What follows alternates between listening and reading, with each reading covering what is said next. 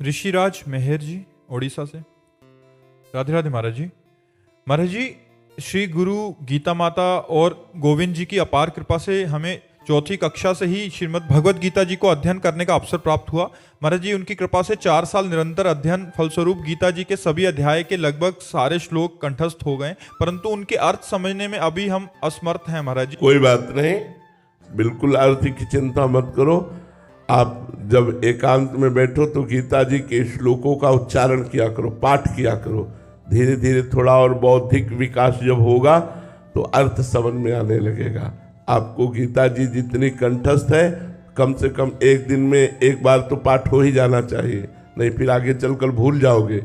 रोज पाठ करो और जितना समय मिले नाम जप करो। आगे चल कर के श्लोक स्वयं भगवत स्वरूप है, आपको खुद समझा देंगे। जो हृदय में अर्थ प्रकट होता है वो अपने आप भगवान देते हैं। इसलिए नाम जप करते रहो और गीता जी का पाठ करते रहो। धन्यवाद, बहुत छोटे बच्चे हो। पूर्व जन्म में कोई तपस्या रही जो इस जन्म में इस अवस्था में आपको ये भगवत मार्ग मिला। चलते रहो, शाबाश, पीछे मत हटना, गंदे बच्चों का संग मत करना, मोबाइल से गंदी बातें मत देखना और सतमार्ग में चलना, ठीक है। महाराज जी, जो अर्थ हमें समझ आ रहा है उससे भी भिन्न अर्थ होता है क्या? हाँ, एक होता है शब्दार्थ, एक होता है वाच्यार्थ, एक होता है भावार्थ, एक होता है रहस्यार्थ। तो जो भजन करने से प्रकट होता है वो रहस्यार्थ प्रकट होता है। जो भाव में डूबने पर आता है वो भावार्थ होता है।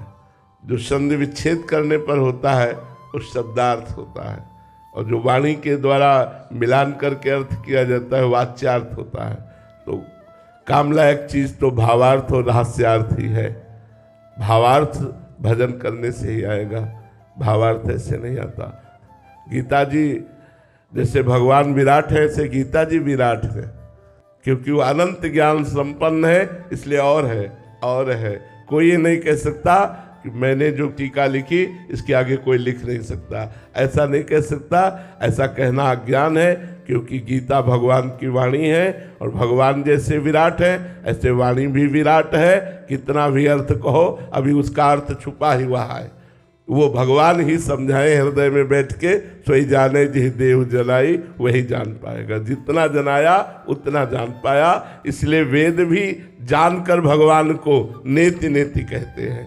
ऐसा नहीं, वेद संपूर्ण भगवान का स्वरूप है, किसी ऋषि मुनि का लिखा हुआ नहीं। भगवान श्री कृष्ण द्वैपायन व्यास देव जी ने तो वेद का विभाग किया, लेकिन वेद अपौरुषेय भगवान का स्वरूप है, स्वयं प्रकट है। वेदवाणी लिखी नहीं गई, वेदवाणी स्वयं प्रकट हुई है और स्वयं भगवान के स्वरूप का वर्णन करती और पूर्ण भगवान के स्वरूप का वर्णन करती। फिर भी वेद कहता है नेति नेति। इतना नहीं, क्योंकि वो अनंत महिमाशाली भगवान को शब्दों में नहीं बांधा जा सकता। महाराज, वैसे ही हमारी जो रसमय ग्रंथ है महाराज जी आचार्य द्वारा वर्णित, वो भी उनका भी रहस्य। हाँ, इसीलिए जो रस ग्रंथ है इनके अर्थ नहीं पढ़ने चाहिए।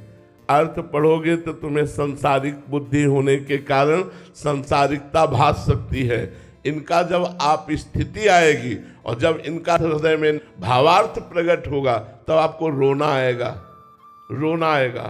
अभी तो सांसारिकता नजर आ सकती है, जो प्रियालाल की केली है, विलास है। तो इसीलिए चतुरासी जी, केलीमाल जी, महावाणी जी इनके अर्थ को ना पढ़े। चतुरासी जी का गायन करे, सिद्ध मंत्र है। जब ये अपना प्रभाव दिखाएंगे, फिर अर्थ का जब संयोग होगा, तब जो आनंद की अनुभूति होगी वो अलग। नहीं तो संसारिक बुद्धि होने के कारण संसारिकता आ सकती है अर्थ पढ़ने से। इसलिए भावार्थ में पहुंचना चाहिए, खूब पदों का गायन करना चाहिए, अर्थ नहीं पढ़ना चाहिए।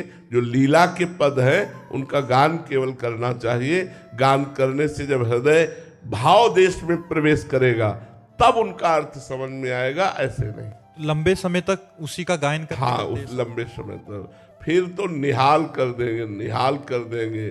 श्याम श्यामा प्रगट प्रगट अक्षर निकट प्रगट रस स्रवत अति मधुर बानी, सो जुबानी रसिक नित्य निस दिन रटत कहत और सुनत रस रीति जानी, ताहि तजी और गाउन कबहू कछु प्राण रमि रही हरिवंश बानी। जहाँ प्राण रमि रही हरिवंश में, वो आगे का विषय है। इसलिए हमें लगता है कि आप चतुरासी जी गायन करें। सुधा निधि के कुछ श्लोक ऐसे हैं जो सिद्धांत के अर्थ पढ़ लीजिए। केलीमाल जी का गायन करें, इसके गायन से निकुंज मिल जाएगा। और निकुंज का रस रीति, कहा तो और सुनत रस रीति जानी। अगर आप खूब गान करोगे, खूब सुनोगे, तो श्रवण सुनत प्रापक रति राधा पद अम्बुज सुकुमार। चतुरासी जी को अगर आप श्रवण करोगे तो बहुत जल्दी किशोरी जी के चरणों में प्रेम हो जाएगा। और प्रेम जब हो जाएगा तब इसका सही अर्थ समझ में आएगा। चतुरासी जी का ये प्रेम वाणी, चतुरासी जी को हितवाणी कहते हैं, मतलब प्रेम वाणी है ये। जब तक प्रेम नहीं आएगा तो शब्दार्थ से चतुरासी जी को नहीं समझ सकते।